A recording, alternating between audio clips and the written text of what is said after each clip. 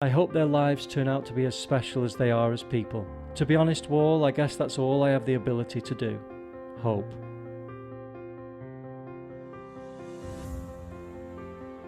Good evening, Wall.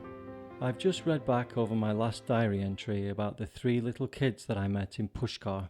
One thing I forgot to tell you was that when I wished them good night and said I was going to bed, they asked me what time I was leaving in the morning. I told them that Kumar was picking me up at 9 o'clock.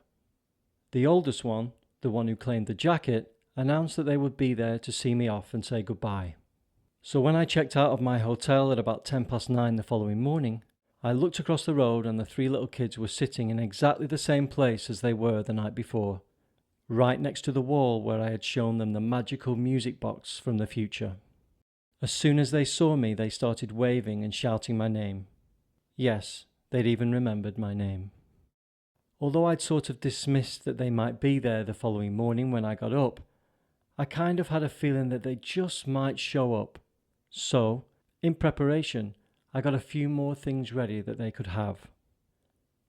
When I went over to chat to them, to my surprise, they didn't hold out their hands in anticipation for any more freebies. They were there as they had promised, simply to say goodbye to me. I don't mind admitting to you that I was very touched by this and felt an enormous connection with them. They had such warmth in their hearts.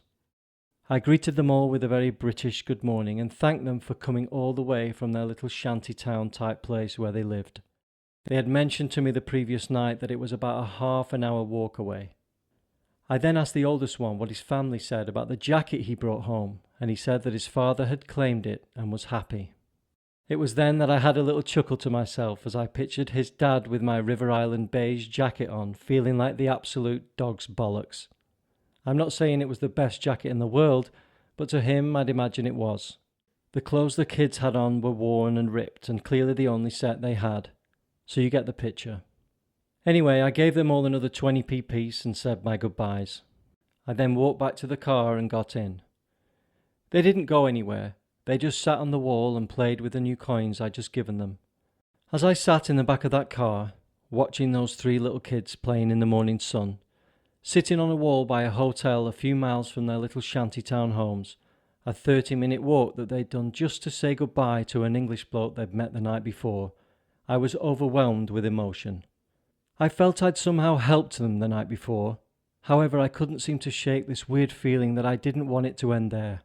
So I got out a piece of paper and wrote my email address down 3 times in those kind of strips that people do when they want someone to share their flat or sell their second-hand Vauxhall Astra for 200 quid. You usually see them sellotaped to lampposts or pinned to notice boards in dodgy pubs and town halls. Anyway, I tore off 3 strips of paper, each with my email address on, and walked back towards the kids. I had a strong suspicion that they may not have used a computer before, so I asked them if they had ever seen or even heard of one. The oldest one made a typing gesture with his hands. You know, when you wiggle your fingers like you're playing the piano. Well, he did that and acknowledged that he was aware of the existence of computers. I then asked if they knew what email was. This was a bit ambitious of me really, following the recent confirmation of them never having used a computer before. And, as I expected, they said they didn't. I went on to explain that it is a way of writing people letters really quickly, and that they can read them from anywhere in the world.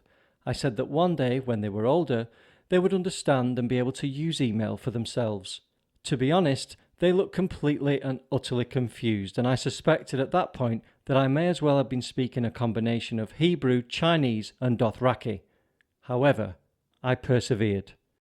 I handed the slip of paper to each of them and told them to keep them safe. I said that when they are older and eventually learn to use a computer, they can write to me using this email address.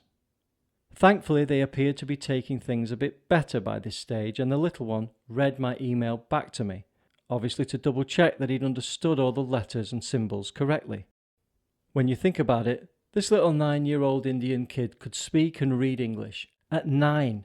He'd picked up most of his English skills listening to tourists telling him to bugger off when he begged for cash. But still, you've got to respect him for picking up what he had. They had told me the night before that school consisted of a few hours a day in a tent down the road from where their tent was. They drew things and learned how to count and read, Pretty basic stuff really, but their English was superb. I told them to continue working hard at school and to use their best asset wisely, their English.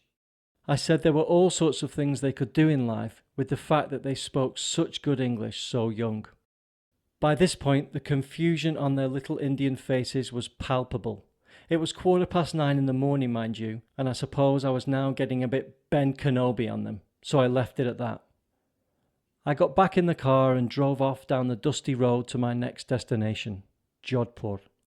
I looked out of the back window towards them, and they were all waving at me until they were out of sight. I hope one day I will hear from them again. If I do, they will be grown men, of course, and will have kept those silly little strips of paper for most of their lives. I hope their lives turn out to be as special as they are as people. To be honest, Wall, I guess that's all I have the ability to do. Hope. As always, thanks so much for listening, and I'll be in touch in a few days.